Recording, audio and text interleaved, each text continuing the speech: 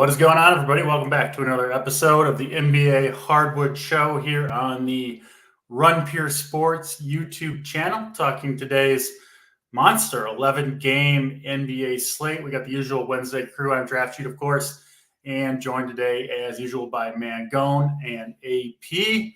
11 games on the slate, AP. A lot to talk about. A lot of news, of course, that we're waiting on.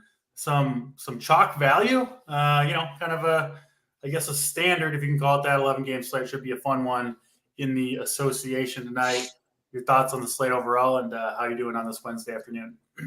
Yeah, doing pretty good. It's that time of the year where the kids love to share whatever illness it is, like bring it to the house and get us all sick and everything. So, and then, you pull up and it's like, we got 11 freaking games to talk about tonight. And so it's, we're getting through it.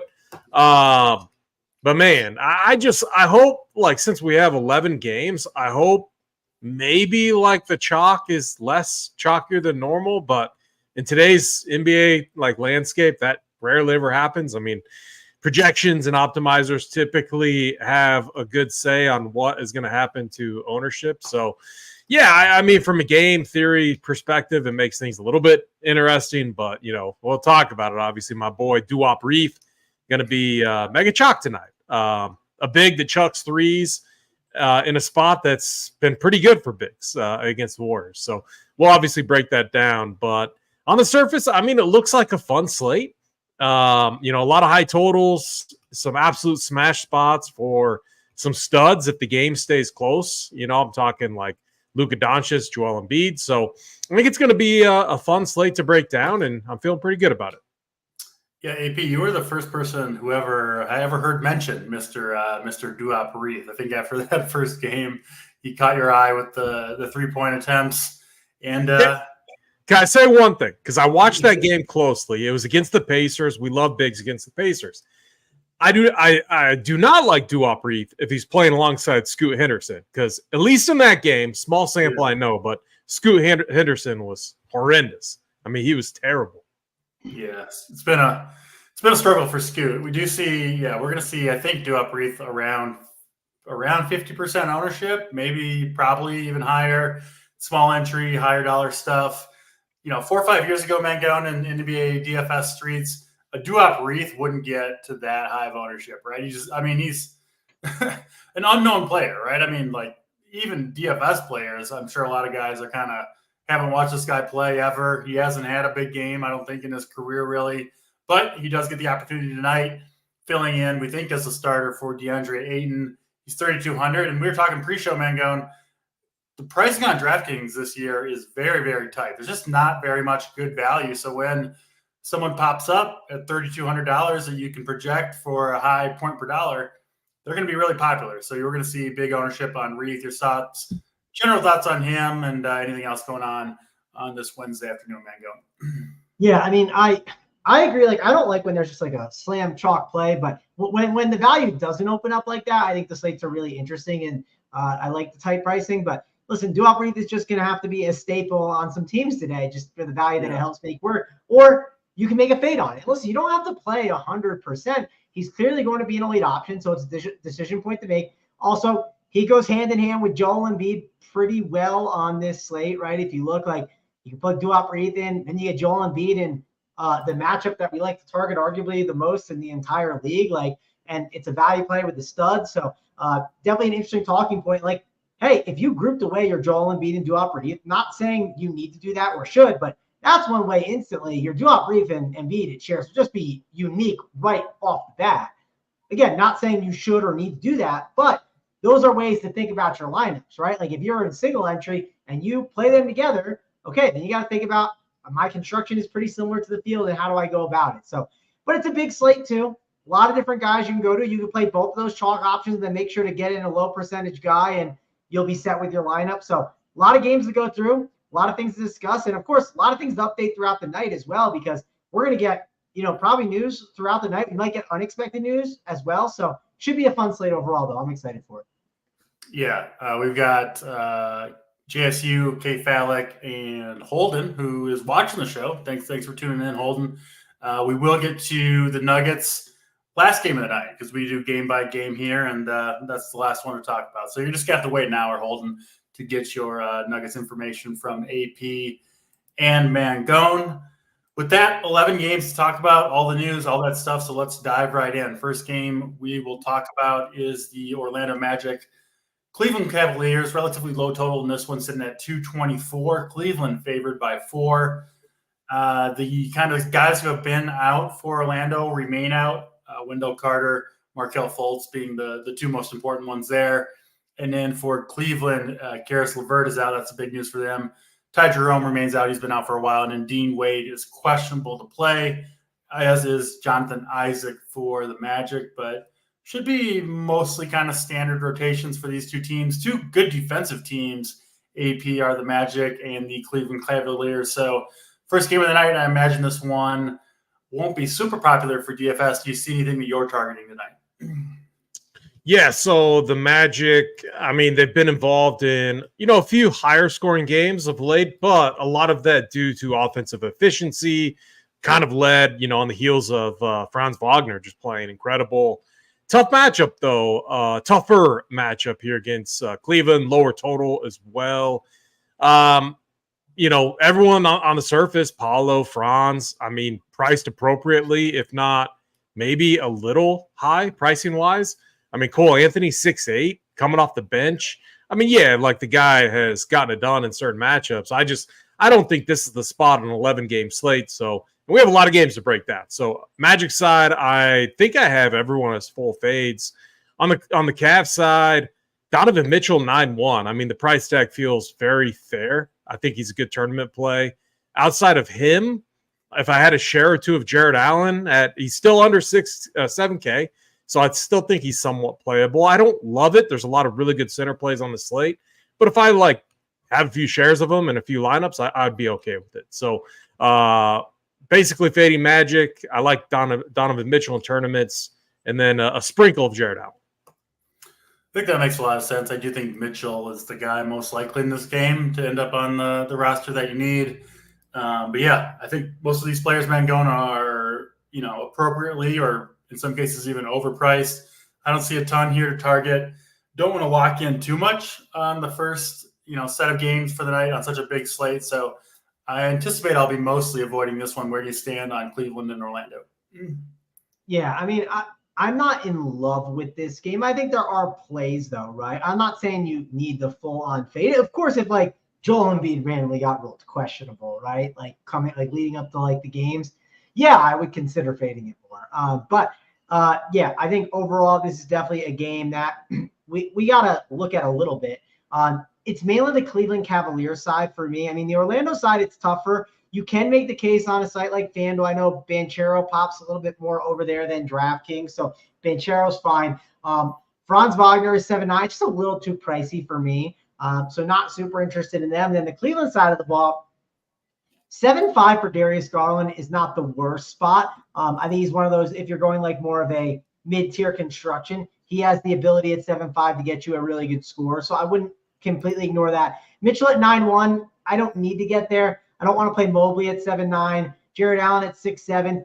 One thing to call out, the minutes are up, right? I mean, if you look last 5 games, 37, 27, 30, 38, 34. That's obviously very encouraging. Not saying this is a matchup that I absolutely love, but just calling out that he's more in play than he has been in the past.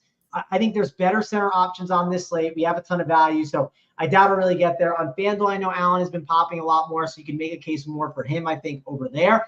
And I think that's it for this game, DC. It's really a game that we're definitely going to be more under on compared to some of these other games we'll get to. Yeah, I don't mind the Jared Allen call. The problem is a lot of the best, I think, point per dollar values are at the center position, including the aforementioned Diop, Reith, and you got Jokic and Embiid there if you want to spend. It's just more loaded than any other position, so it makes it hard, at least for me. One thing too. Sorry, DC, but Joe Ingles 4-2. He's not 3K anymore. Tough matchup. Wide rotation, comes off the bench in a 7 Eastern game on an 11-game slate, or 7 Eastern starting time on 11-game slate. I don't think you need to go there. I think there's even if he was a fringe play, there's just so much value in waiting for other news to open up, especially when you're talking value plays. So to answer his question, I wouldn't play him. If anything, I would wait for other news later on in the slate. Yeah, I think the proper approach, or at least I think so, is to be pretty stringent on who you play in the early window on an 11-game slate. And yeah, Joe Ingles not going to make the cut for me. Sounds like you're the same way, AP. We'll move to the next game on the slate, Memphis and Detroit. Detroit has now lost 17 straight, I believe is the number for Detroit. It's brutal, man, especially consider most of their quote-unquote building blocks have been healthy, but they will have a chance, at least in theory, for a win here. Only 2-point underdogs to the visiting Memphis Grizzlies. Low total in this one, sitting at 221, and then mostly healthy teams, at least compared to what they've been over the last week or so. So we should have a pretty good idea what the rotations are going to look like here for the most part. Another ugly game, certainly on paper. AP, does Detroit get the win? Do they break the streak? Good chance against Memphis, and then obviously for DFS purposes, talk about that as well. I mean, I do think Bogdanovich playing, I believe, still is going to come off the bench, but should play more meaningful minutes. I think that's going to help. Obviously, just some, semi-veteran, get some leadership out there, a guy who can score as well. I actually love him as a play. I hope he comes off the bench too. Maybe it lowers his ownership just a little bit. He played 27 minutes against Cleveland. Tougher matchup. 30% usage rate off the bench. Took 15 shots in the 27 minutes. I think he gets 29 to 30 minutes tonight. And I think he's like a core building block play. I hope he comes off the bench, though, because I do think people are a little hesitant to play players off the bench. The price tag's completely fair. So Bogdanovich on the Pistons side. And then, this is a great oh, man, I should pause before I mention this guy's name because everyone's going to tilt. But it's a great spot for power forwards. I think it was Kyle Kuzma had a big game. Julius Randle had a big game against Detroit. It's just a good spot for, block steals and putbacks, things that Jaren Jackson can do if he stays out of foul trouble. 8K is a fair price tag. Outside of that, I don't trust the Memphis rotation that much. I mean, Derrick Rose is fine, but 5-1, he feels pretty fairly priced. Desmond Bane, another guy who, I think he's a fine. I'm curious to see what Mangone says, but from a floor perspective, it seems like he's a guy that's going to give you a good floor. But now he's priced up there almost 9K, and we want our 9K players to hit at least 50 plus, 55 ideally. And Bane, that's more of a ceiling type of performance from him. So I think he's fine, but I'm not super excited about it. And then on the Pistons side, it's mainly Bogdanovich for me. So an okay game to target a few pieces from, but not one that I'm overly excited about. Yeah, I like the Bogdanovich call from AP Mangone. I mean, it kind of makes sense. This guy's Bogdanovich sitting on the bench watching this team lose every single game, finally gets to play and comes out firing. And, if you're the coach of the Pistons, it's get this veteran in here who maybe can try to stabilize some things. They're trying to win games. So Bogdanovich, if he, whether he starts or comes off the bench, if he's playing well and they have a chance to win this game, you have to imagine they're going to up that minutes limit and try to take that opportunity to get off the snide. So, I like the Bogdanovich call. I do think Bogdanovich kind of takes out all the other Detroit guards that you would look at. Guys like Cunningham and Ivy become less interesting to me with Bogdanovich in there. So, talk to us, Mangone, Detroit and Memphis. Yeah, so one thing to call out, all chalk is different, right? It always depends on the slate. Obviously, do out Breathe for his reasons. It's hard not to like Bogdanovich chalk at 5.1K, right? Now, if Bogdanovich was priced up at 6.5, would we like him as much? No, right? It'd be a little bit different. It is an underpriced play right now. Another thing to call out, he is only shooting guard eligible. I think that does hurt him overall, but I think it's just a good play. I'm interested for sure in Bogdanovich. I think he's a good chalk option to get exposure to. I think the matchup is solid. We know Detroit, listen, they don't play a lot of defense, and neither does Memphis. I assume this game is going to be a good back and forth game. Also, Jaren Jackson Jr. is a frustrating ride. If you just look at the game logs alone, 25.75, 35.5, 42.5, 15.5, 54.25. And like the one game against Phoenix, 55, right? And then the other one against Phoenix was 25. So the range of outcomes is wide with him. But the matchup against Detroit is a great matchup. I also think ownership is low enough where I think we want to be overweight on Jaren Jackson today. I think he's a good option to be overweight on in tournaments because the upside is worth it. Now, if you told me he was 40% on this slate, I'd say let's go under on him. That's kind of the way that I'd approach it, despite it being a pretty good matchup. But he is going to, I think, be in a good spot. I'm interested in him. When it comes to some of these other Memphis options, I know we have been interested in like a Jalen Noel as a value at times, right? But Derrick Rose is back at 5.1K. I still don't mind Derrick Rose. It is the old Derrick Rose revenge game. If you remember his time in Detroit, it wasn't as long as you think, but he still was there. And then from there, I think it's hard to get interested in a lot of these Detroit plays. I think, yes, Bogdanovich is back, but I don't think that hurts Jalen Duren too much where you could make a case for him at 6'6". He's just one of those players, like I said, like Brook Lopez, I mentioned the other day. He's 6.4K, and he has the ability to get you 40 points, and he did it the other day.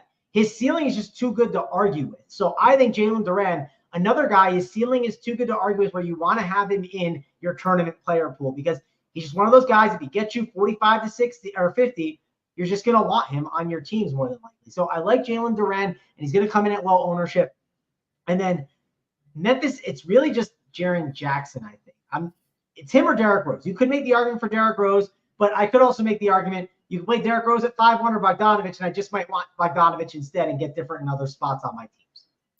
Yeah, Derrick Rose, Riz's Collectibles says Rose started good matchup, revenge, but will he get the minutes? I mean, the answer on the minutes is no with Derrick Rose, right? He just, at this stage of his career, it doesn't matter how well he's playing or what the game situation is. They're just not going to extend his minutes. I mean, he played 27 the other day, but I think that's going to be even that much as a rare occurrence. And yeah, I don't know. Maybe this is a leak on my part, but I really do like to try to, like the guys that project well, even with low minutes, I like to try to focus on the guys who at least have the minutes upside to play 35 minutes if everything breaks their way. Whereas Derrick Rose, it's just never going to happen for him no matter what happens really in the game. Yeah, only thing it breaks his way, DC, is if Derrick Rose in the first half somehow is like 12 for 12 and like on some scoring record. This is like an insane outcome we're talking about, right? He's just not going to get minutes. Exactly what you're saying. You want to look for guys that, yes, we think we do a pretty good job of projecting what is going to happen and what's not. But like D'Angelo Russell last night, he was someone that I was more under on because I was worried about Austin Reeves coming in there and just exploding and taking some of his run, right? Like we're looking for outcomes, and that's a great point that you brought up there with the Derrick Rose thing. Yeah, I bring it up with backup centers where they do have a path, right? The starting center gets in foul trouble, and all of a sudden they're playing, and things can just go their way. Whereas like Derrick Rose just doesn't have at least the minutes upside. Obviously, could still get there if he's efficient and performs well. But yeah, just a brief aside there before we move on to Philadelphia and the Washington Wizards. Obviously, the Wizards remain one of, if not the best team to target for DFS purposes. Plays no defense, play at a fast pace, both things we love. Looks like Philly should be essentially a full go in this one. Joel Embiid hasn't played in about 10 days, I believe. AP, they also get Kelly Oubre here. Should be everybody in, I think, for Philadelphia. Pretty close to it. Go ahead, AP. There's no way he actually broke a rib, in my opinion. Like, if you break a rib or any type of rib injury and you're back in what? He was out for what, 2 weeks, 3 weeks? Oubre, yeah. Yeah, I mean, I don't know. I'm gonna turn into a conspiracy theorist. Yeah. Maybe there's something else going on. Who knows? But the rib, like those are brutal, man. Like just from like a breathing, and like those are so painful. But good to see him back. Obviously, so like shout out to our guy Bobby Hare. He had the tweet of the day yesterday. If you haven't seen that, Kyle Kuzma had some extra time on his hands because obviously the Wizards did not make the semifinals or whatever it was. What Mangone? What did that tweet end up hitting? It got like 8 million views or something. It got, I think, 7.8 I saw last. So yeah, it got a ton of views. The one where he asked Kuzma after playing with Poole, he has some understood why Draymond Yeah, Green punched. we think we found Jordan Poole's burner as well. So I got to find the but we're pretty sure. What was the comment? So the comment was it was just defending. It was just like, oh, like, you know, what a loser you are. Like, what have you accomplished? Like sitting behind your computer, like keyboard warrior. And then when you go and look at that account, it is literally, you know, every other night or whatever, defending Jordan Poole. Like if anyone says anything bad against Jordan Poole, it's just this account's out there constantly defending it and has for a while now. Either the biggest Jordan Poole stan ever, which maybe there is one, who knows, or it's his birthday. So. You're the biggest Jordan Poole stan. I mean, so this game, 240 total. You know, obviously, both teams play with a lot of pace. I like the overs here. It's a great matchup for big. I mean, really, it's a great matchup for anyone against the Wizards. They don't play a lot of defense. And we could get somewhat of a tighter rotation on the Wizards side. Let me pull up the injury reports. Yeah, Johnny Davis out. Landry Shamet was not at practice. He's questionable, leaning towards, you know, potentially not being in. And you know, Wes Unseld Jr., like, my one issue is he plays like 11 guys every game. And I would love to see a tighter rotation, especially for DFS purposes. And we could get that. Or they could play a bunch of G League dudes. I would not be surprised at all by that. And then Jordan Poole is also questionable. He tweaked his ankle a while back, so keep an eye on his status there. On the Wizards side, I want to see the starting lineup. You know, I would not be surprised after the break if they change things up a little bit. But Bilal Coulibaly, 4-3. I think he's interesting. Danilo Gallinari, 3-8. Another interesting play off the bench. Corey Kispert, the other one. I think these are somewhat intriguing just because with no Johnny Davis, who didn't play much anyway, but mainly no Landry Shamet. Those guys should have a solid rotation in the second unit, and they're both fairly cheap.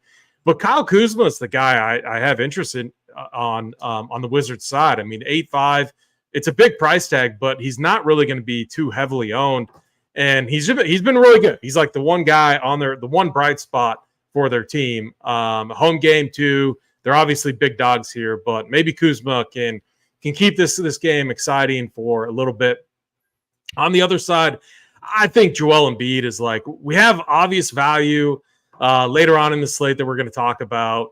Joel Embiid, I believe it was on a Sunday, and so I was probably one of the only ones watching this game. I mean, he in 30 minutes put up like 80, I swear, 80 DK points. I don't have it in front of me. I could be wrong. 76 but it was 30 minutes, yeah.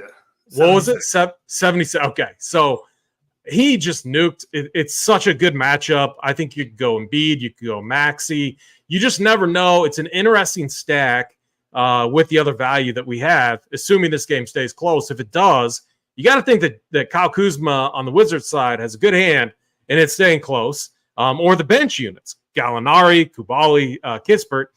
And then if it does stay close, I don't see how Joel Embiid doesn't put up a monster number here. And I swear, this is something that I'm starting to see. It's these I don't think this is anything new, but curious to see what you guys have to think.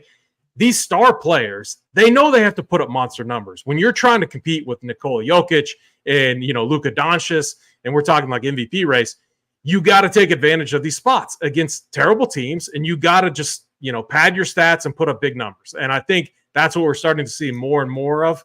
And so I want to absolutely go in on these spots where it's just like an absolute nut spot. And that's what Joel Embiid's in tonight. So I think Embiid is close to like a core play for me. 11.6, too cheap here. Yeah, blowout risk is a concern for sure. But that's not something that I like overly project or anything like that. So I'm going to assume it stays close enough, and I think Embiid nukes. I think he has a monster game here. Yeah, you can't argue with the matchup here for Embiid. He's already done it once against his team, and before he missed those 2 games with illness, Mangone, we'd seen Embiid's role even increasing more. He had that assist triple-double in just 31 minutes in his final game before missing a couple.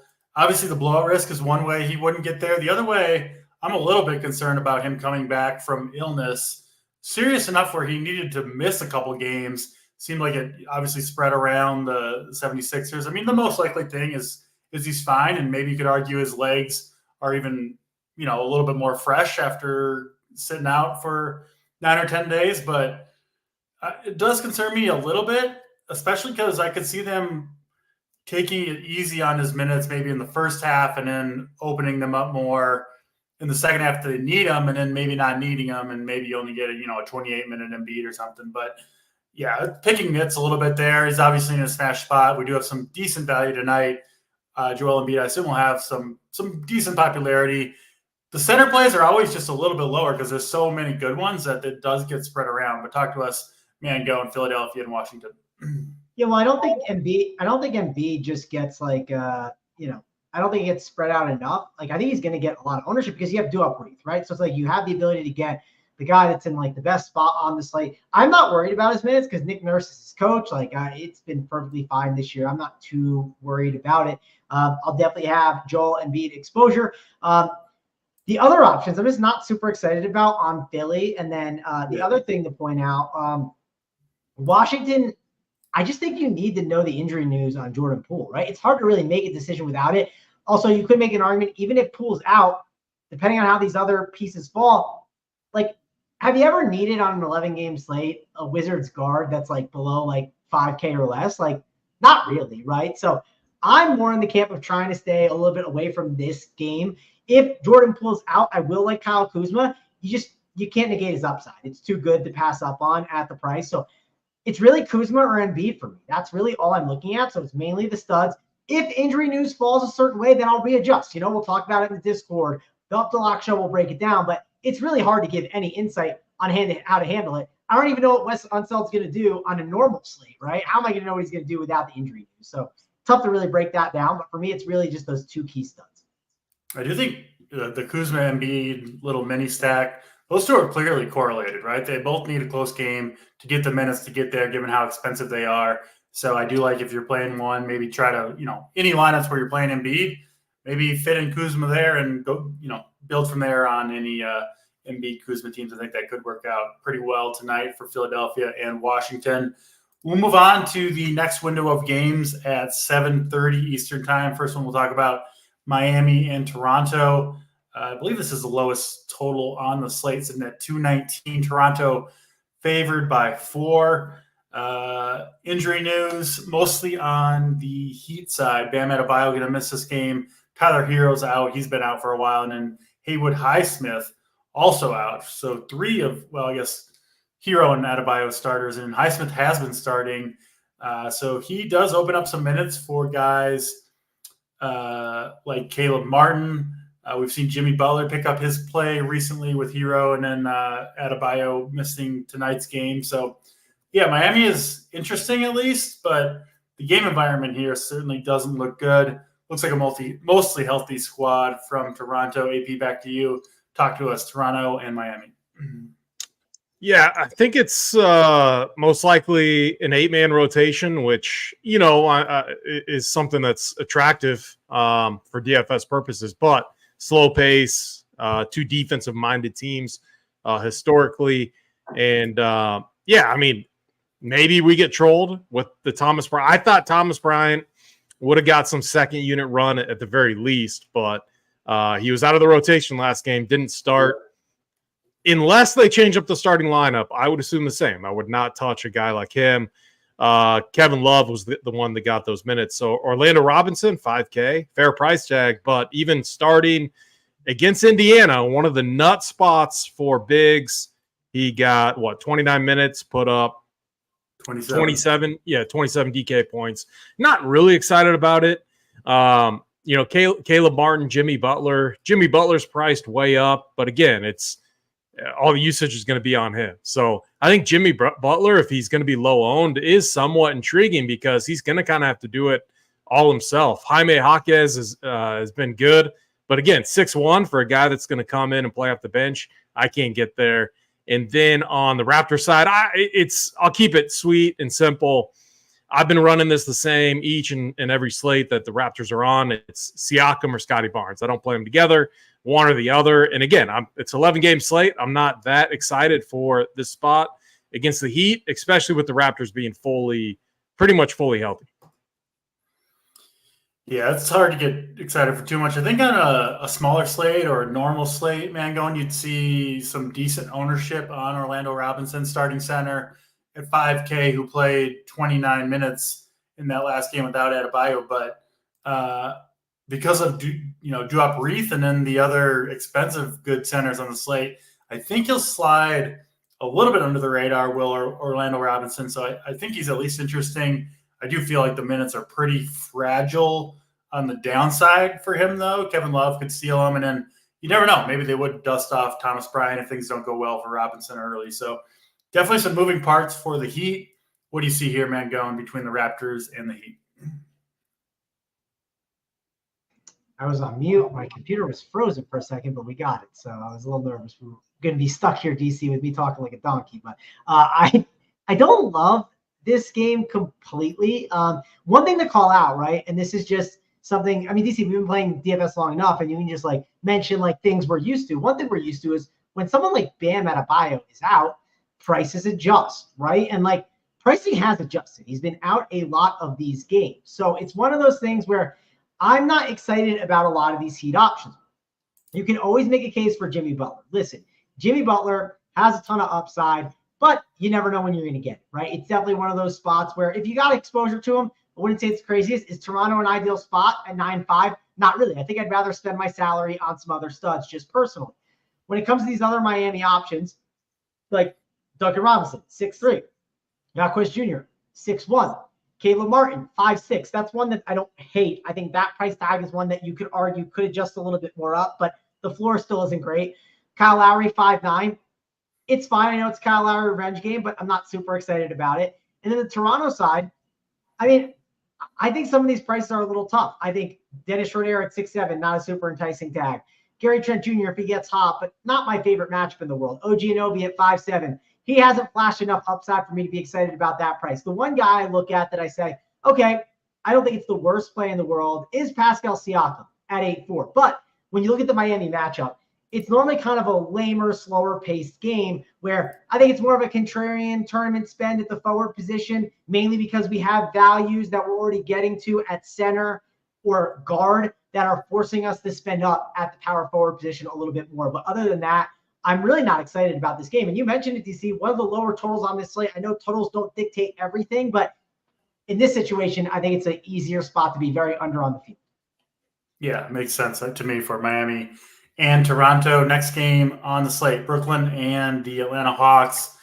As with pretty much all Atlanta Hawks games, we see a monster total in this one sitting at 243. It is Atlanta favored by 3.5. Not a ton of injury news here on the Atlanta side. Should be a pretty normal rotation that we're used to from them. Brooklyn still missing Ben Simmons. He's obviously been out for a while. And then Lonnie Walker will also sit out this game. I think he missed the last one too. But yeah, he is out along with Ben Simmons. So fast-paced game, AP, certainly a good environment for DFS. Not the injury and value news that perhaps we would hope for, but still a game that you need to dig into and can't just cross off given the total and pace that these two teams are going to play in. Talk to us, AP, Brooklyn, and Atlanta. Yeah, I mean, Atlanta Hawks, whenever they're playing, they're a team that loves to play in transition, fast pace, a lot of possessions that creates more opportunities. From a DFS standpoint, you can just attack them in so many different ways. Mikal Bridges, the price tag again, it's all of these guys are priced pretty fair, and so for me, they become kind of like tournament plays that you mix and match in, because it's like, can you stack? Like, you can't sit here and stack like 3 Nets players. Like, I would not on a slate this big, I would not do that. But can you play Mikal Bridges as a one-off? Yeah, you can, or like a little mini game stack. And again, in NBA DFS, you don't have to run it back. That's not something at all that you have to do. But like, I think Dinwiddie by himself is a fine play. I think Bridges is a fine play. We love wings or forwards against the Hawks as well. So Cameron Johnson, if he gets the minutes, he would become a fine play. And then bigs against the Hawks too has been a thing. I believe it's on the flow chart today as well. Nick Claxton, 6'8". But again, it's if you're playing Nick Claxton, what does that do for your lineup? You got to, and that's kind of what I'm weighing right now. I am leaning towards a 2-center lineup. And just because I think there's so many strong center plays, but it's like I'm looking at Joel Embiid. I'm also looking at Nikola Jokic, that we'll talk about later. And then Duop Reith is a guy that I think I'm just going to take it as a free square. So again, all of these other center plays like Claxton kind of become fringe tournament plays for me potentially. So again, a great game. It's going to be one that's really fun to watch, but everyone seems priced appropriately. So it's not like I'm going to use anyone on the Nets side as a building block play. Trae Young, I mean, he's 10-3 now. And it's tough to play. Like Trae Young's had some monster games in the right matchups. I think this is a tougher matchup for him. Bogdanovich would be the guy off the bench, 6'2", should chucks every single game. He would be the one that I would look to, and he's been getting extended run with Jalen Johnson out. And then from a big standpoint, like you have Okongwu and Capella, both splitting minutes, but we like bigs against the Nets too. So center's loaded. I love double center builds on the slate. I find myself having quite a few of them. And I feel like the centers in this game are all kind of fringy tournament plays. So not entirely sure how many I'm going to get in my lineups tonight. Yeah, this game feels one to me, Mangone, where you feel like you should have maybe more pieces than you'll end up with due to the total, but there's just not a ton of value. Claxton did have his biggest game of the year, I believe, against Atlanta back on November 22nd. Yeah, he put up 49 DraftKings points in 37 minutes. It was an overtime game, but still, they obviously wanted him out there. He makes sense, I think, in a game like this. He's a younger big who can run the floor and kind of keep up with the pace that the Hawks push. So, yeah, I like Claxton. AP nailed it, though. Center absolutely loaded. Tough to fit him in. Thoughts on Claxton, Mangone, and any other pieces you're looking at for this game? Yeah, I mean, I think overall I agree with what AP said about the center position. Like, since you're playing Duop Reith, like he's not saying he's a free square, but he's just like someone that is on a lot of lineups.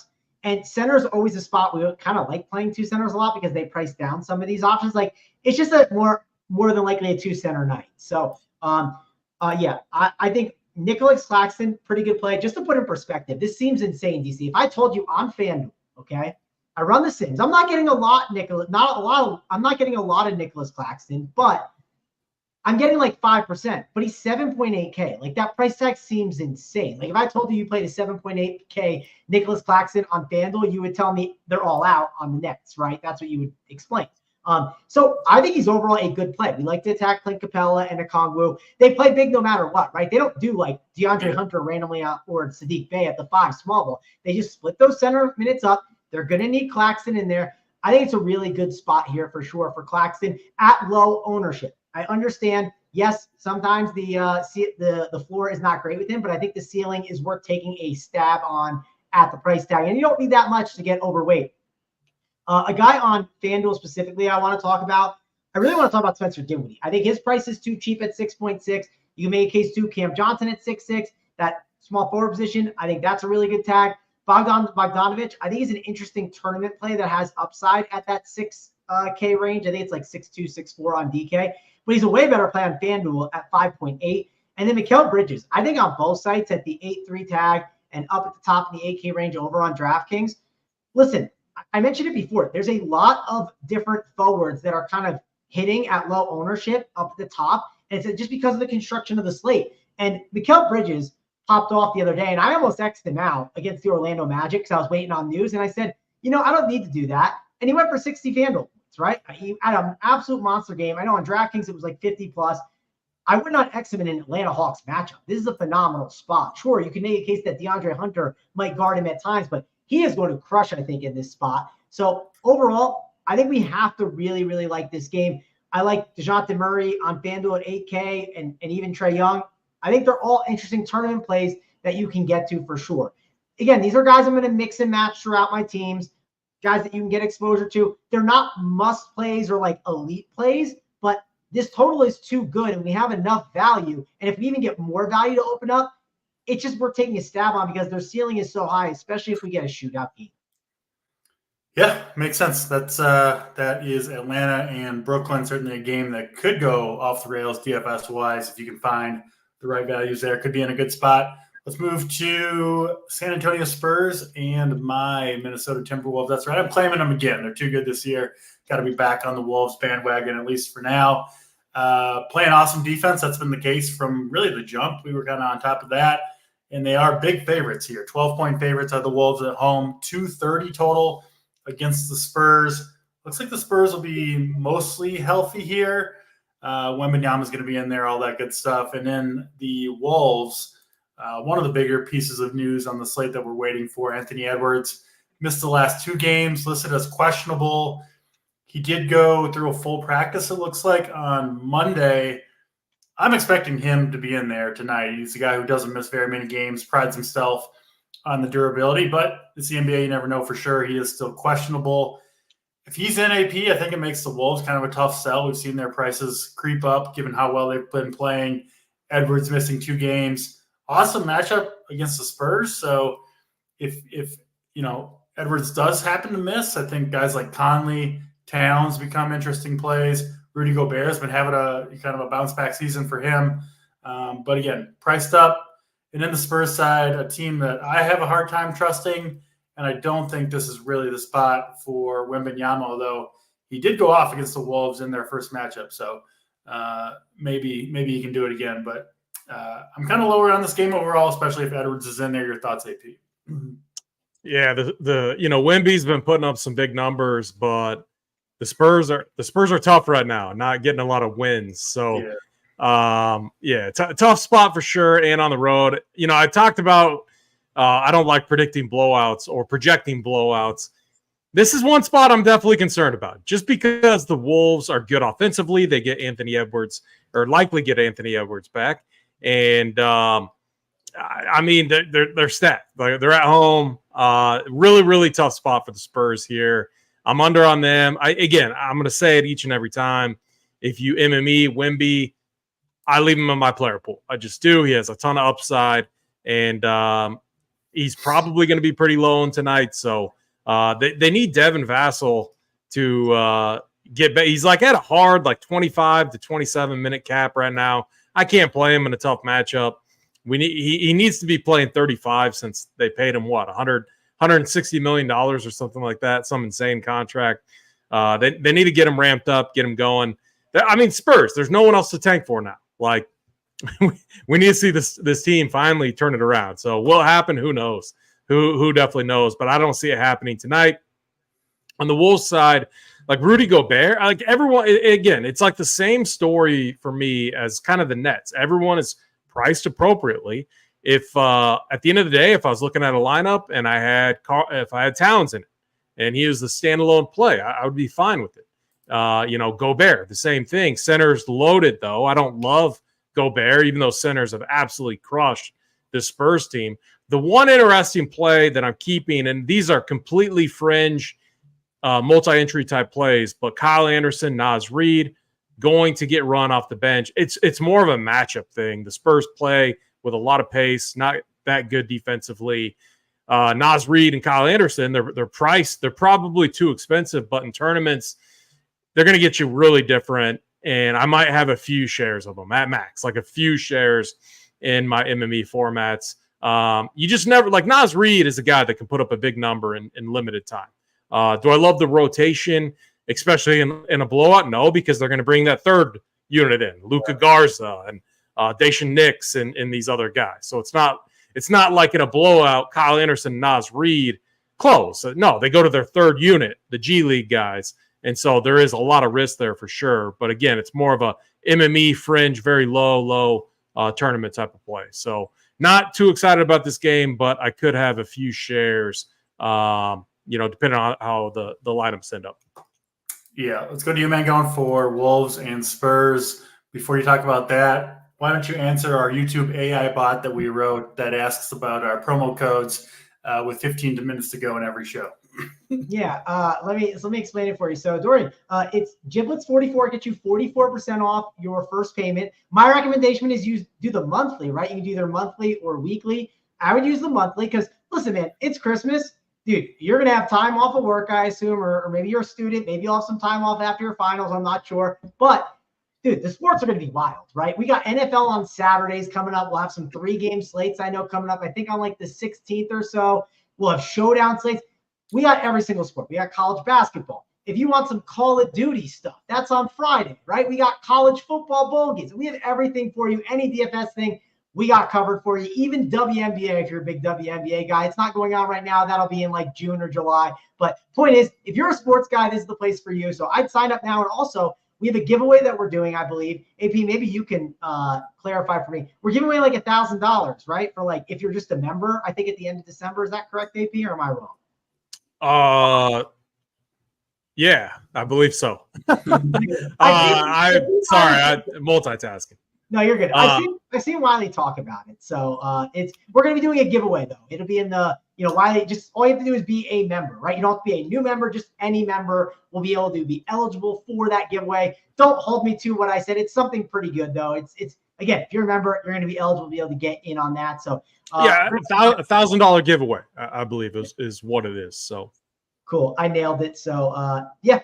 Great time to sign up. Again, use that code Giblets44. It's a great time of year to be, sweating this out. And I know DC is like, dude, I don't want to hang out with the family on Christmas. I want to be watching NBA games and college football and all that stuff. So should be a fun time. I'm excited for it. I'm going to be with family for like 2-3 weeks. And listen, I love my family, but I also love watching sports, and I'm going to be watching the games for sure. But what game were we on, DC, again? I did the promo for so long. Spurs and Wolves.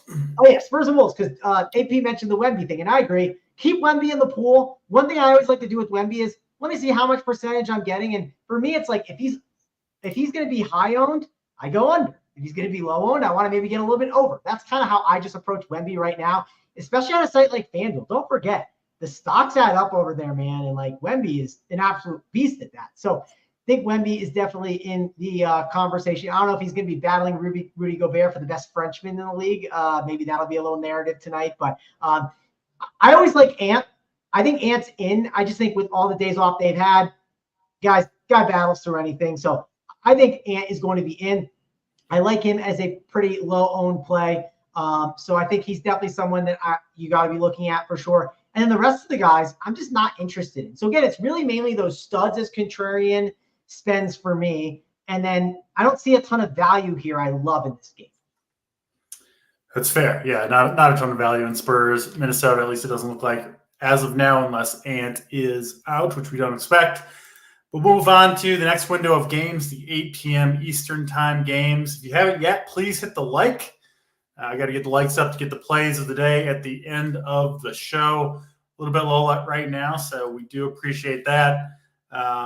Yeah, we'll do the plays of the day at the end of the show so we can get that likes up to a reasonable number.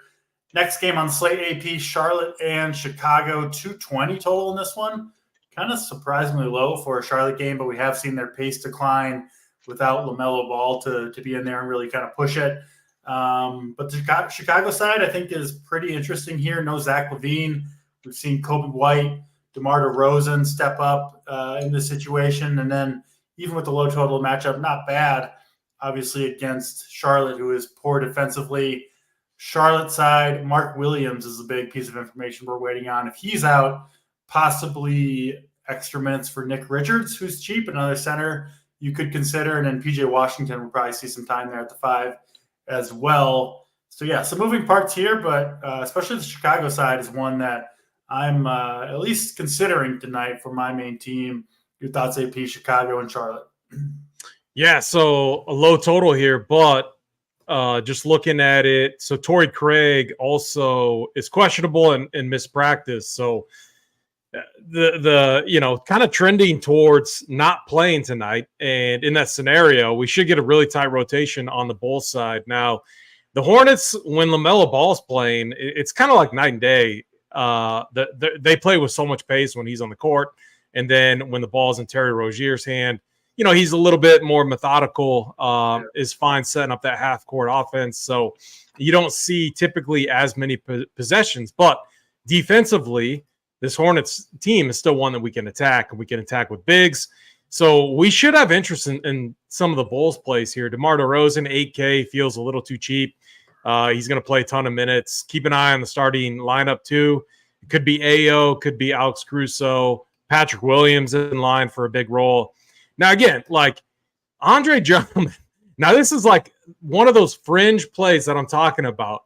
But this dude in limited time off the bench has been crushing. And I'm just curious to see what it does to your lineups if you play Duop Reith and Drummond together, double cheap center. Can you load up on a bunch of studs? So, again, I think the better route is Duop Reith and then like a Joel Embiid or a Nikola Jokic. But I'm just curious. We talk about positions mattering, and I am going to play around with it just a little bit because Drummond has put up some insane numbers in limited time. It's a play that's out there. The safer play is Nikola Vucevic, 8-4, fair price tag, much more playable with Zach LaVine. Obviously, one of their big three not playing tonight. So I think we have to have some interest in the Bulls side here. And I also just think people don't like playing this team. And so maybe we see ownerships on, especially like Kobe White. Like no one's going to play, very few people are going to play Kobe White.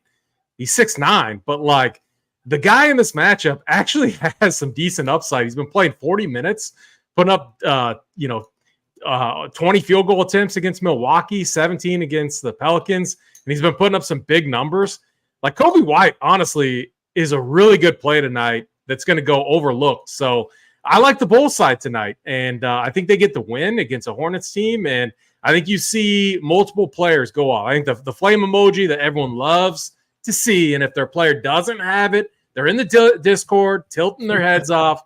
I think the Bulls are going to be the one team with, I'll say it, the most flame emojis by their players tonight.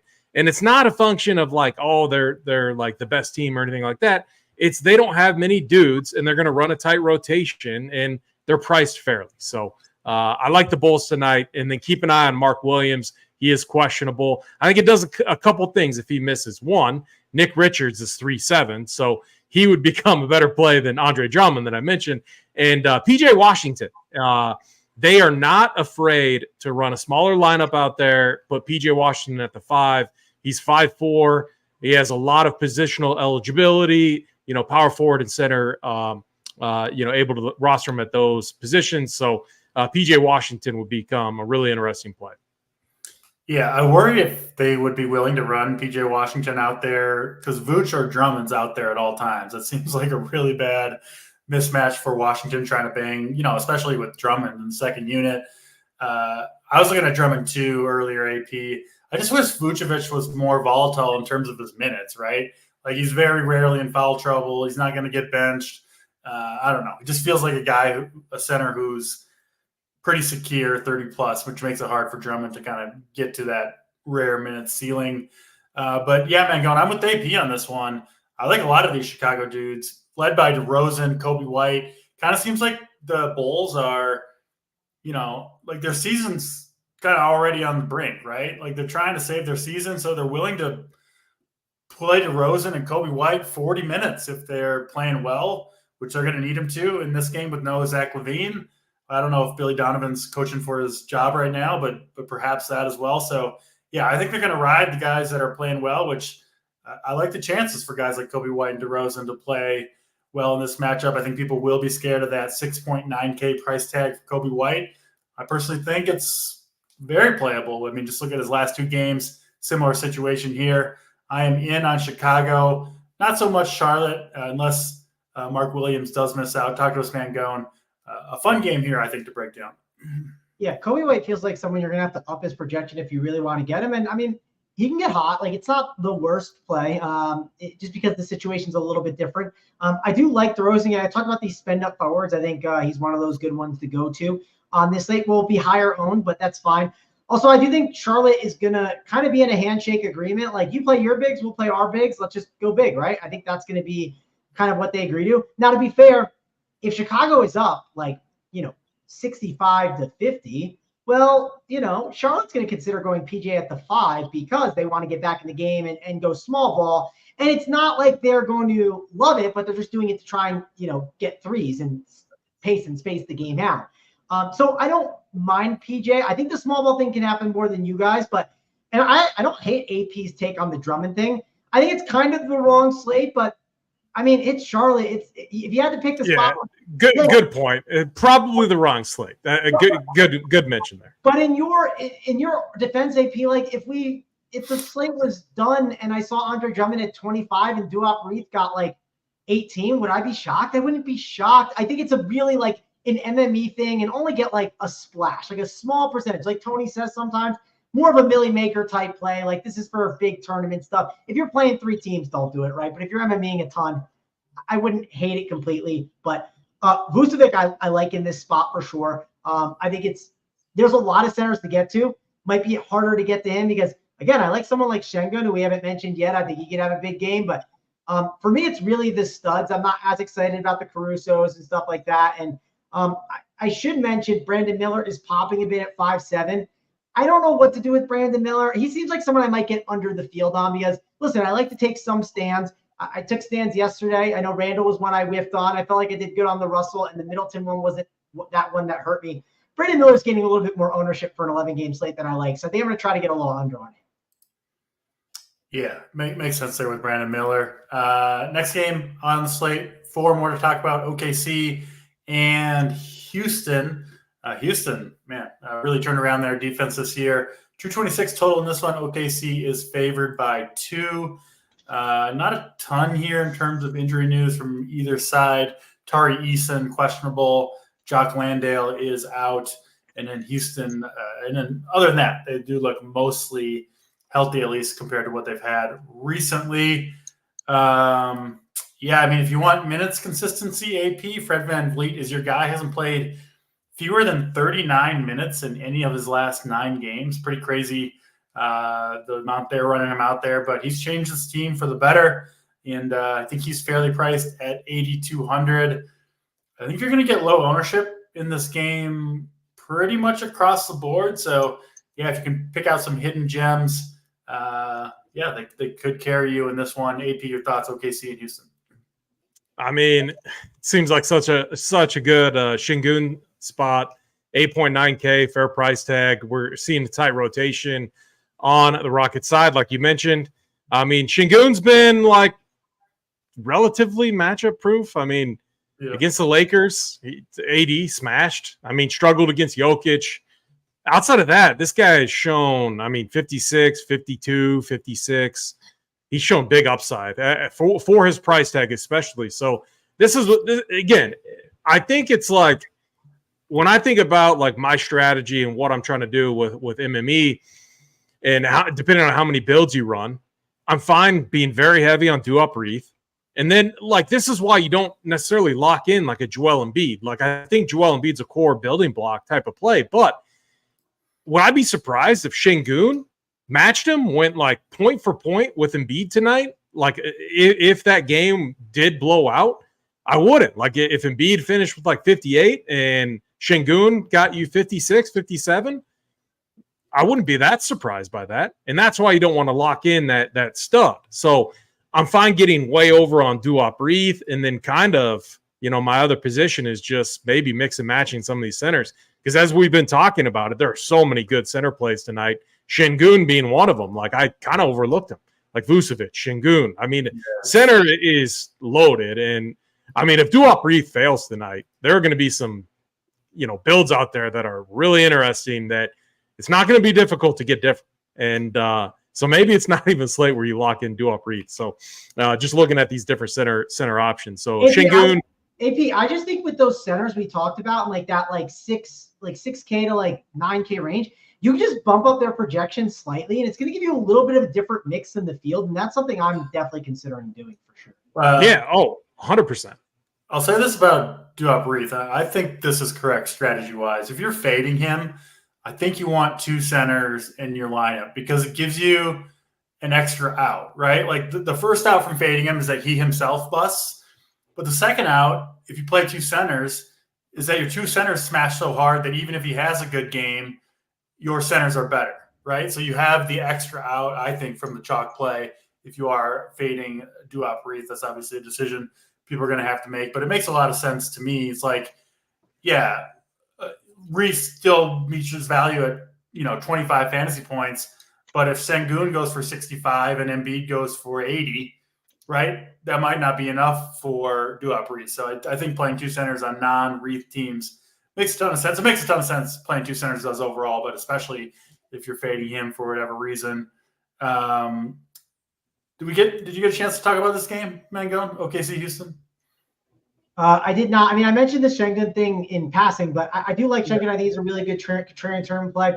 I think Fred VanVleet's a really elite play that I want to be overweight on in this matchup. I mean, they're just getting him more usage and everything. He's a really good play at 8-2. So I like getting to him. I don't like Jalen Green as much and some of these other options. It's really Fred VanVleet and Sengun. And then the problem with OKC is I think it's a really easy fade spot for me. Yeah, if you're getting Shai Gilgeous-Alexander, would I tell you to X him? No, because he's just amazing and, so talented. But I don't like the pace of this game. And I like other studs on this slate that I don't see myself getting to any of the OKC options. So it seems like OKC, for the most part, is a pretty big fade. I'll double-check FanDuel right now just to make sure because I know FanDuel has some little bit different pricing. When I ran everything, I got nothing, which doesn't surprise me at all. So, yeah, it's really looking at those two. And then on FanDuel, I will call out Dylan Brooks is only 4.6, and he's a stocks guy, and stocks are just valuable over there. So I wouldn't hate it, but just a splash of him. I really like the pairing in GPPs of Sengun and Fred VanVleet together, who, I think, if Sengun gets the minutes that you want from him, Fred VanVleet's going to get his. And those two just run a lot of the two-man game, right? Assisting each other all the time. Makes sense for a correlation play between those two. Let's move on to the Utah Jazz and Dallas Mavericks. This game is at 8:30 Eastern time. Dallas favored by 11.5. Jazz, been a rough season for them. Remember last year at this time, they were kind of like the talk of the NBA about the rebuild arriving sooner than expected. And, it's kind of all coming crashing down here. They do get Chris Dunn back. He's missed a few games, but Lauri Markkanen, Kelly Olynyk, Jordan Clarkson all out. So the Jazz missing pieces, but still hard to trust them in terms of rotation. And then we did enter the day with the possible Luka smash spot AP, but still could go off, but no longer the spot it once was with Dante Exum, Tim Hardaway Jr., Kyrie Irving, all expected to play in this one. Big spread, decent total. Talk to us, Mavericks and Jazz, AP. Yeah, I think Luka is one of those guys that you keep in your tournament player pool. A ton of upside if the game stays close. He could also have like a triple-double by halftime in this matchup. Yeah. Like that is the type of upside he has here. This Jazz team in absolute shambles. The tournament play, and again, we're back to that center position, but Glock mentioned, I had it kind of marked, and then Glock also mentioned it in one of our NBA chats. Like Derek Lively and Luka correlate so well together. They got the lob game going. This is such a good matchup, like with Walker Kessler, who's a good rim protector, but he's coming off the bench in favor for Yurtseven, starting. Like Derek Lively at 5'5", he could absolutely smash that price tag in the right game environment. Now, are we going to get that right game environment? That's a big question mark. Can the Jazz keep this one close? That's kind of the risk around it. And the Mavs are a lot healthier. So for me, it's more of a tournament play only, but it's something I'm going to be looking at. And then I'm just like, Keontae George is fine. I think he's a good play or a decent play, but I don't trust the Jazz rotation that much. Like John Collins, I'm not playing. Fontecchio, I'm not playing. A lot of these guys I underproject and kind of move on. So Luka played 46 minutes in that last game. He obviously went off. But yeah, Mangone, he had a kid the night before too, and so he was out. Yeah. And so that is impressive, an impressive performance. He was ready to go. Mangone, we talked earlier about Derrick Rose and the lack of minutes upside. Lively is one of those guys where you can't project him for a ton of minutes because he doesn't always get them. But we saw, right, as a rookie in his last game, he's having, the best game of his young career, and they leave him out there for 39 minutes. So you do know at least the minutes upside exists for a guy like him, which to me adds to the appeal. Obviously, you can play Luka not to play, like we mentioned, if Kyrie was out, but still an incredible matchup for him against the Jazz. Talk to us, Mangone, Utah, and Dallas. Yeah, Luka's didn't play on any slate. We have the value to make it happen, and that'll definitely flip the build a bit to go up and grab someone like Luka.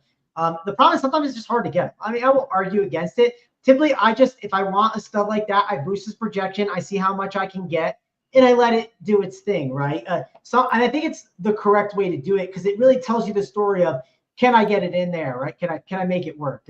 So I think overall, Luka he's in play. Obviously, you play him on almost any slate. I do want to talk about John Collins. He's 7'2", though. He's so expensive. He has been good, though. It's probably not worth the floor that he comes along with. So that's probably one of the worries I would mention there.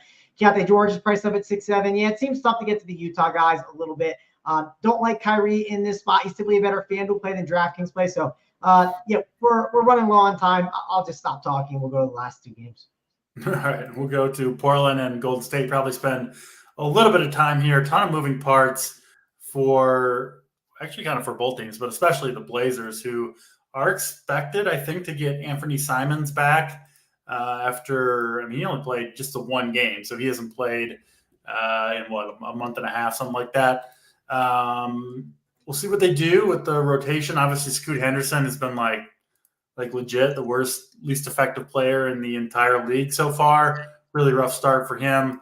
Brogdon healthy. They've got Shaedon Sharpe expensive. So, yeah, the Portland backcourt has some question marks. I think I'll probably avoid them. It's really the front court that you want to look at because both DeAndre Ayton, who is doubtful, we're assuming he is out, and then also Jeremy Grant is out with a concussion in this one. So it does open up minutes, probably, we think at least, for the youngsters, AP. Jabari Walker and Diop Reith, who I feel like we mentioned during every game that we did, we think are going to step in for big minutes here. Reith is 3,200. Jabari is, I believe, 4,400. Golden State does like to play a little bit smaller, which concerns me a little bit for Reith, but there's no question he's the best as of right now, point per dollar play. Projection-wise on the entire slate, he will be very popular. Sounds like you're inclined to lock it in and kind of go from there. AP, talk to us about the Portland front court and Golden State side. It looks like they're getting most of their guys back here. I'm kind of less excited about them. I think it's the Portland cheapies that are really enticing in this game. Talk to us, AP. Yeah, I'm not too concerned if the game goes smaller. I mean, Diop Reith, he hangs out at the three-point line as well. Here's my one take, and I'll be quick with this. Here's my analysis and just watching, the different games where I've been looking at him. He comes in and he plays with that second unit, obviously. And, man, I think it's going to make such a big difference playing with Brogdon in the starting lineup, as we're all assuming, versus Scoot Henderson coming off the bench, just because it's like Brogdon's a facilitator. He can either get it done himself or facilitate, get the ball to other people's. And Diop Reith, he can hit threes. Look at his usage. Look at, when they're, on offense where he's typically hanging out, he's setting screens. And I think the pairing with Brogdon is going to be really interesting. And at 3-2, I know I said I'm not locking him, but, man, I'm very, very close to just locking him in and kind of mixing and matching just because I think he opens up so much. So the other plays like Tumani Kamara, kind of a defender type of guy. Thibault, fringe play, and then Jabari Walker's the other one. But I don't think Jabari Walker's like a necessarily core building block play, whereas Diop Reith projects as one. So I think these Blazers are fine. Diop Reith being the guy that I'm more so probably locking in and moving on. And then I don't need any runbacks here on the Warriors side. I just haven't been playing Warriors much at all this season, and that'll probably continue tonight.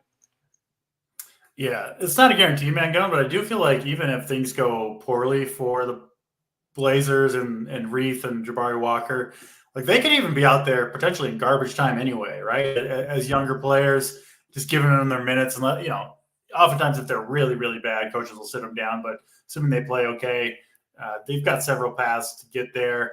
I think I want at least one. I have no problem with two, but at least one of Reith and Walker. I think if if you told me Reith is going to bust for whatever reason, foul trouble, I would think it would be Walker would have even a better chance of success in that scenario. So I think I want one of those guys in pretty much every lineup. What are you doing with Reith and Walker and anything else in this game for you, Mangone? One thing I like to do is, like, if I know, like, someone's deciding a rule like that, I like to look at, like, what teams don't have them and what are they doing? Why do they look like that? I think that's always an interesting thing when just researching a slate. So that's something you could definitely do. Do up Reith. It just depends on how much you want to embrace that chalk and how you're going to build from there, right? That's kind of a you decision, but he's a great play. We all agree on that. Don't mind Jabari Walker. I think he's a solid play. I do want to mention the do-up Reith stuff on FanDuel. So he's only center eligible, but one of the things to point out is, like, you can play do-up Reith at 4K or Orlando Robinson at 4.5 for only 500 more against Toronto. Obviously not as great of a matchup, but just calling that out, right? And you play a Kongu against Brooklyn. He's 5'3". Like, there are some cheap center options to discuss. And also, I think just the way the FanDuel construction is in general, like, Joel Embiid over there is 12-3, and that really messes some things up. So it's harder to get to him, where those balanced builds work a little bit more. So I think do-up Reith is a better play on DraftKings than he is on FanDuel specifically. So I'll call that out.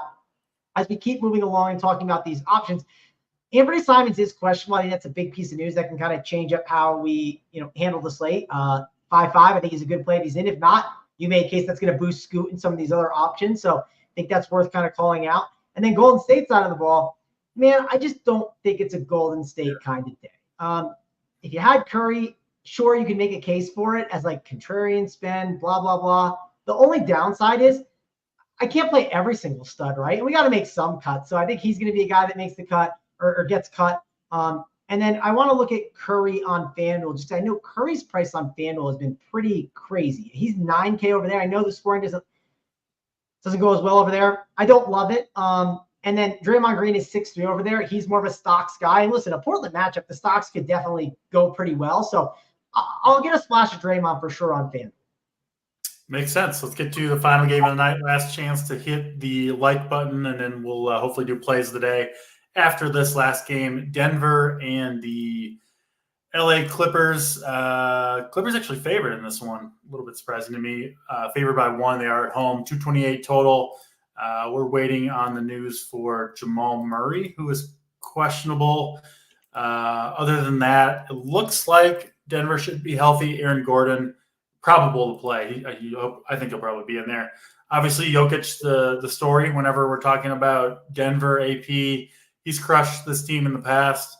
I would expect him to crush again like he seemingly does pretty much every time he takes the court. And then the Clippers side, been off this team, and will continue to be so tonight. Harden playing a little bit better if you want to buy into that. Not for me personally. AP talked to us, Denver and the Clippers. Yeah, I mean, the last time these two teams played, they played in LA, and it was Reggie Jackson and DeAndre Jordan that put up some monster numbers in them. So, like, here's my take on this game, and I think it's why Holden brought it up at the start of the show. It is somewhat intriguing. Like, the Ty Lue better have the Clippers ready to play. Paul George needs to have a bounce-back game. He was horrendous in that other game. I think Clippers are going to be very fired up. I think this is like a kind of a sneaky game in MME formats, like, because this game is going to get like no ownership at all. Jokic just seems like almost like a lock for like 65 plus each time he's out there, and he better outscore what DeAndre Jordan did, which I believe was 51. Yeah. He will. He definitely will. So Jokic, obviously, with some of the value that we have, you can get to him. And Paul George on the Clippers side is a little intriguing. I think I don't love the Clippers, but I think we get a game tonight. I actually like the Clippers side. I just think it's a sneaky spot where they're not going to let Denver come in and just abuse them again. So I think we get a good late night hammer game tonight. All right, AP, someone interested in this Clippers-Denver game. What about you, Mangone? What do you got for us? Yeah, one thing I'll call out with Jokic, like, there was a slate recently where I didn't have Jokic on a lot of teams. It was the one when he dropped 80, but we gained value throughout the slate. And when I adjusted, I upped Jokic's projection all night long. And then I randomly had more Jokic. And I was like, well, this is nice, right? If we gain more value, maybe Duop Reith isn't as good of a value compared to some of the values we get. And Jokic could be a super contrarian option that no one's going to get on. So I would up Jokic's projection and see what happens, just because, again, no one's going to play. It's just virtually unknown. If the slate changes throughout the night, just keep that in the back of your mind for sure. Think he's a really, really good play. Obviously, Jamal Murray, he could possibly sit. That's going to be something that we're going to be waiting on. And Aaron Gordon is in. I think this is a decent spot for an Aaron Gordon. I wouldn't totally ignore him. I will say I talked to Rubio, and he said Michael Porter Jr. was out late last night with Floyd Mayweather Jr. So he is down to, not play some Michael Porter Jr. He said it was probably a wild night. Do what you want that information. But I'm never a big Michael Porter Jr. guy in general. So I'm not really going to get there. I don't think too much on this slate. And the Clippers, man, it's just pretty crowded right now, right? It's not a spot that I'm super excited about. Do they need Zubac's size? Sure, but Zubac's not going to dominate in this spot. So it's really Jokic or bust for me. Fair enough. That's all 11 games. Breaking down the injury news. We have had some stuff roll in. Anthony Edwards is going to play as expected. Jonathan Isaac out. Nothing too crazy. Jordan Poole in as well. Lowers a little bit of appeal for me, at least, on Kyle Kuzma. But let's get to the plays of the day. AP, I'm actually a little worried you're going to steal mine, but I'll let you go first anyway. AP, who is going to bring us the Giblets 44 tonight? Yeah, actually, I don't think I am. This is definitely a curveball, and it's DraftKings specific, but it's Kobe White. So one thing. Oh, was it really? Okay. Well, one thing the Hornets have done is they've given up a ton of 3-pointers, and that's what Kobe White does. He shoots a ton of threes, and I just Mangone hit the nail on the head. I had Saber up. And you gotta way over project him for him to hit anything at 6'9". So Kobe White, my play of the day. Sorry, DC. That's all right. I'll be riding with you on Mr. Kobe White. Over to you, Mangone. What do you got for us? What is your where is he? There he is. Snyder Soldier for today. That's what I love to see. Love Snyder Soldiers battling in the field for us. They'll be battling for us tonight. One of the soldiers that'll be in there for me, tying up his boots, will be Mikal Bridges. Mikal Bridges gets one of the better matchups. I talked about these spend-up forwards. I just think Bridges is going to be more contrarian than he should be, for sure. On a site like FanDuel, the stocks could be really tasty in this game. On a site like DraftKings, he is the guy. I know Cam Thomas is there. I don't really care. Mikal Bridges is the alpha on this team. So give me Mikal Bridges as my play of the day. All right, we got Mikal Bridges, we got Kobe White, and I'm going to join AP on the Bulls train tonight with Mr. DeMar DeRozan. I think the Bulls lean heavily on White and DeRozan, maybe 40 minutes apiece, and they really, really benefit without Zach LaVine in there. I think we see another big game from DeRozan. So we got Kobe White, DeRozan, and Mikal Bridges as the plays of the day. For members, we've got Up to Lock Show starting very shortly after we are off the air. No free show tomorrow. We've just got the 2 in-season tournament semifinals, so should be fun games to watch, but no free show. We'll be back on Friday, same time, same place. Appreciate you all watching. For AP, for Mangone, I'm DC, and we'll check you on Friday.